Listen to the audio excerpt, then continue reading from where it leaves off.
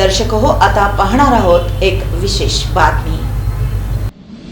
2024-25 चा जिल्हा नियोजन विकास समितीच्या माध्यमातून सोलापूर शहर पोलीस आयुक्तालयाच्या वाहन ताफ्यामध्ये आता नव्याने 11 वाहनं समाविष्ट करण्यात आली असून गुरुवारी जिल्ह्याचे पालकमंत्री जयकुमार गोरे, आमदार देवेंद्र कोठे, भाजपचे शहराध्यक्ष नरेंद्र काळे, सेनेच्या शिंदे गटाचे जिल्हाप्रमुख अमोल शिंदे आणि पोलीस आयुक्त एम राजकुमार, उपायुक्त दीपाली काळे, विजय कबाडे आदींच्या प्रमुख उपस्थितीमध्ये शहर पोलीस आयुक्तालयाच्या ताफ्यामध्ये समाविष्ट झालेल्या वाहनांचा लोकार्पण सोहळा पार पडला। शहरातील शांतता आणि सुव्यवस्था बाधित ठेवण्यासाठी नव्यानच समाविष्ट झालेल्या वाहनाचा नक्कीच फायदा होईल असं म्हणत पोलीस आयुक्त एम राजकुमार यांनी प्रलंबित असलेला पोलीस वसाहतीचा प्रश्न लवकरात लवकर मार्गी काढावा अशी विनंती यावेळी केली।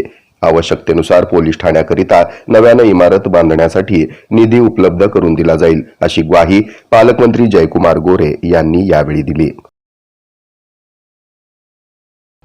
हे आहे मेट्रोकास्ट केबल नेटवर्क आणि आपण पाहत आहात द न्यूज